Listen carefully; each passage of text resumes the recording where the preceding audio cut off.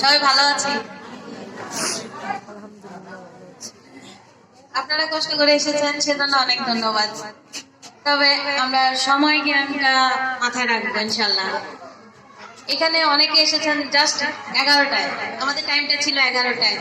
আমরা যারা লেট করে এসেছি তারা অন্য আরেকজনের কিছুটা সময় নষ্ট করেছেন, এটা আসলে ঠিক না। মানে আমরা সময় জ্ঞানটা যদি মেনে চলি অন্যান্য কাজগুলি আমাদের জন্য সহজ হবে ইনশাল্লাহ। আমি আজকে আমার বাচ্চাদের যেভাবে পড়াই আপনাদের সামনে সেইভাবে উপস্থাপন করব।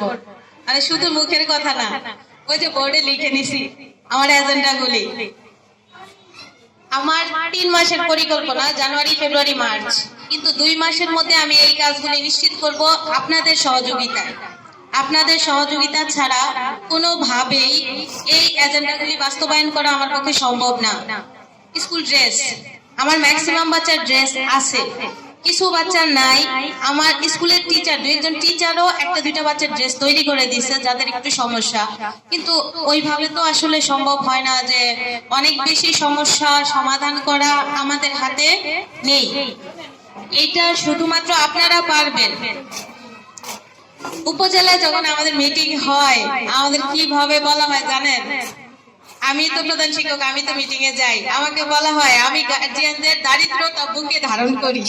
মানে আমি গার্জিয়ানদের বলি যে আপনারা দরিদ্র, আপনারা একটু পরে দেন। আসলে কি তাই?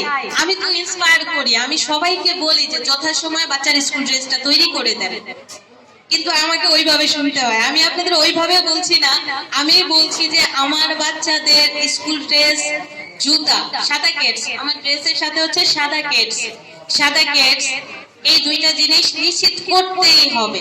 আপনি কিভাবে করবেন আমি জানি না, সামনে ঈদের ড্রেস আপনি না দেন, কিন্তু আমার বিদ্যালয়ের স্কুল ড্রেস বাচ্চা থাকতে হবে। যাদের এখন পর্যন্ত বাচ্চাদের বিদ্যালয়ের ড্রেসটা তৈরি করতে দিতে পারেন নাই, আমি ফেব্রুয়ারির 1 তারিখে বিদ্যালয়ে তাদের ঢুকতে দিব না, গেটের বাইরে থাকবে, বাচ্চা ফিরে যাবে। আপনি ড্রেস তৈরি করে দিবেন, তারপর বাচ্চা গেটের ভিতরে ঢুকবে। আমার বাচ্চার বই হয়ে